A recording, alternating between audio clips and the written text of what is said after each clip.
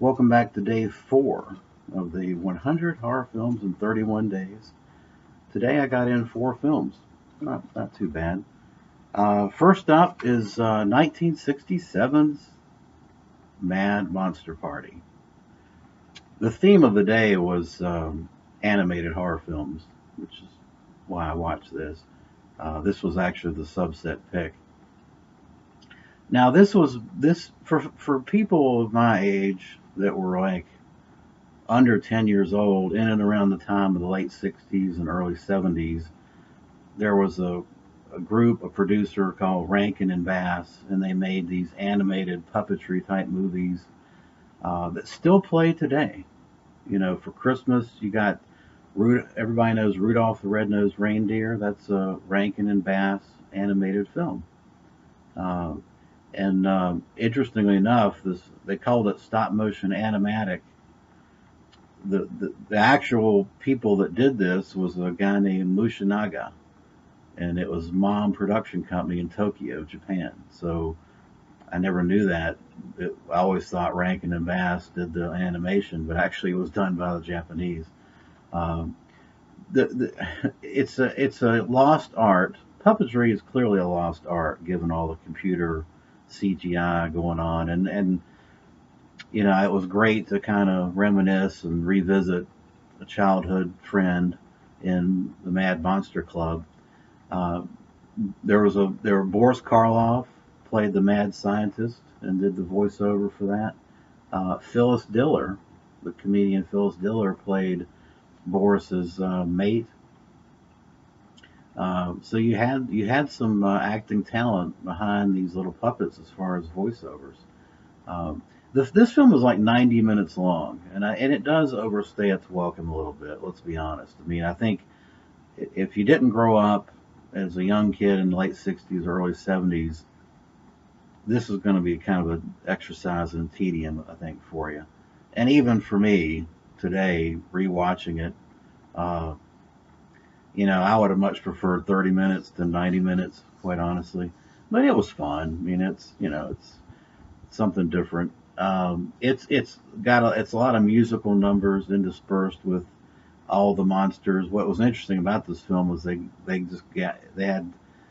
brought all the monsters to the table: Dracula, Frankenstein, Dr. Jekyll, Mr. Hyde, the Hunchback. You had them all in this film, and they all had their own little vignettes. The Mummy was in this, so it was a lot of fun. The more interesting thing about this for me on this DVD was the behind the scenes featurettes that showed that tedious, time consuming process of stop motion puppetry that, 5 seconds of film could take hours. I mean, to do it that way. But the Rankin and Bass films, Rudolph the Red-Nosed Reindeer kind of comes the first one that comes to mind. They have a real charm to them, and I think it's because the characterizations have some soul. I mean, that's kind of odd to say about a puppet, but compared to say an animated CGI film, these little characters actually had some life to them through the movements and the voice and the little stories. I mean, they had soul, they had heart, and I don't know if they had 90 minutes of heart, but I think it had more heart if it was like 30 minutes. But for a little kid, I mean, this kind of stuff was fantastic. So that's Mad Monster Party. Then I watched on Netflix. It's on Netflix. 2015's Extraordinary Tales, which is an animated anthology series of Edgar Allan Poe stories, narrated by people like Christopher Lee, Bela Lugosi, and Guillermo del Toro. Uh, and I would say it's an interesting anthology. I really enjoyed it. I highly recommend you check it out. Um, it's the only anthology that I know that goes progressively downhill, but it starts at a high.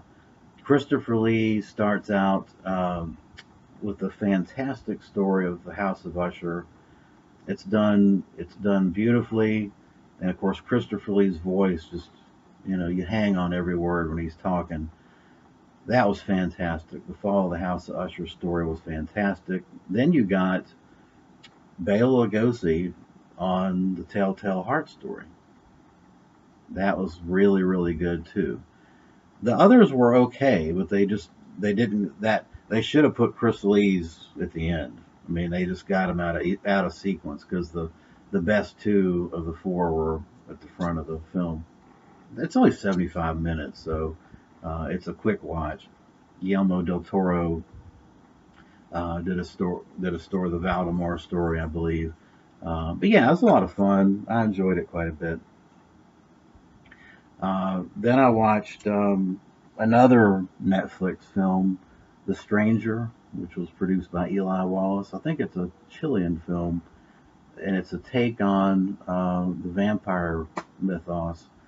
In this case, there's no vampires with fangs per se, but it's people that can rejuvenate themselves through human blood. It was pretty good. I mean, I enjoyed it. I mean, I think it's a one-time watch. I wasn't in love with it. It's not let the right one in material, but it was a good, unique take on uh, kind of the vampire mythology. Uh, so it was pretty good. I enjoyed it. And then next up is a slasher film, The Dorm That Dripped Blood, 1981. This film was directed by two UCLA students. I don't know if it was part of a project or what. Jeffrey Obrow, Jeffrey Obrow, and Stephen Carpenter. Uh, this is a really good slasher film for basically kids out of college that didn't have a lot of money backing them. This is a mean spirited film with a lot of iconic kills. Um, and in the fashion that I like to do, the Joe Bob Briggs drive in totals, let me run those down for you. First up, we have, I had to write all these down. Let me see.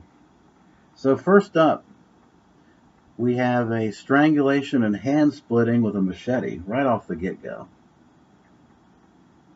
Then we have a head bashing with a nail bat, and that was brutal. I mean, it wasn't just one hit to the head with the bat. I mean, he just kept pounding away. Brutal, vicious kills. I gave that 2 points. One piano wire garrote strangling. One pair, I gave a point for the retro Converse sneakers. That's pretty. I hadn't seen those in a long time. I gave 2 points for this. A squashed body by looked like a Volvo, and I believe that was Daphne Zuniga. The only named person really in this film was Daphne Zuniga, and apparently she took the fact she was in this film off of her resume. She gets offed like Alfred Hitchcock Psycho style. She gets offed like in the first 15 minutes. Uh, I took a point away for this. The film was had alternate titles. One was pranks. Well, there's only one real prank. I took a point away from this. A fake spider and a fried egg. It was pretty lame. Uh, the other alternate title for this film, the uncut version of the film, which I watched, was Death Dorm.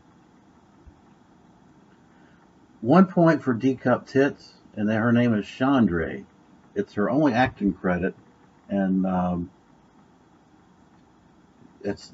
name is Chandra. There's no. That's it. There's kind of like Prince. There's only one name. I gave 2 points for this. Have a Craftsman power drill to the back of the head, and it's pretty brutal. I mean, it rivals Driller Killer. I gave a point for the Bon Scott lookalike that got chopped up by a machete.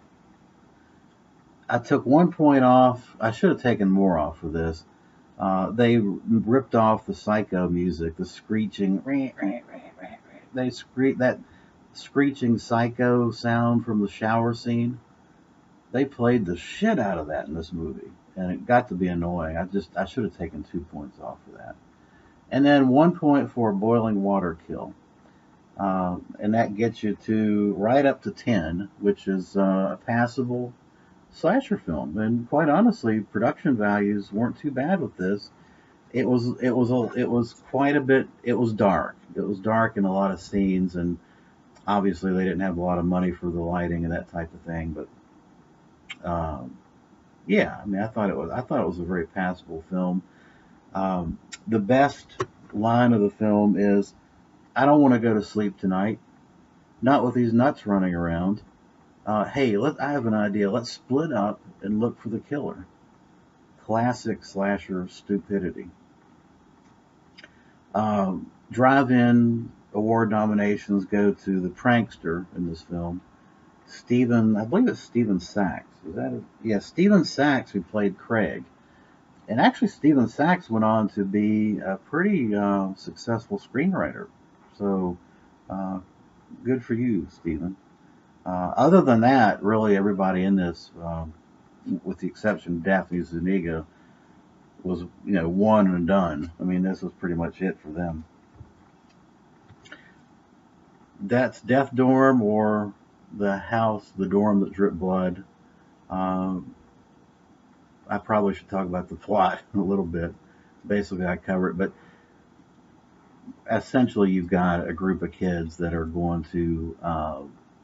It's Christmas vacation, and they are going to stay and close down the dorm while the rest of the kids go off their merry way to celebrate Christmas. And of course, you've got a killer lurking loose, targeting these kids that are left closing this dorm for the winter. That's the storyline. This film was about the kills, and there were some really really good kills, brutal kills, um, and mean spirited kills. So I have to give this a thumbs up. I liked it. There's this release from Severin, or Synapse. I'm sorry, it's a Synapse release. Has an audio commentary with the directors, which I can't wait to listen to.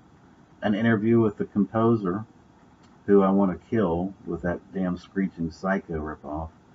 Um, if you didn't get enough of the screeching Psycho soundtrack, they have an isolated soundtrack, and then theatrical trailer. This has two cuts of the film, the theatrical and then the uncut version, which was apparently never before seen. I think it's got the theatrical cut. The director's cut. It was created from the only 35 millimeter print that they could get their hands on, and it looks good. But like I say, it was a little bit dark. But that's just how they shot it. I'm sure they had their challenges spending money for lighting and that type of thing. Yeah, so that's The Dorm That Dripped Blood. Good stuff, and that will wrap up day 4. Thanks for watching.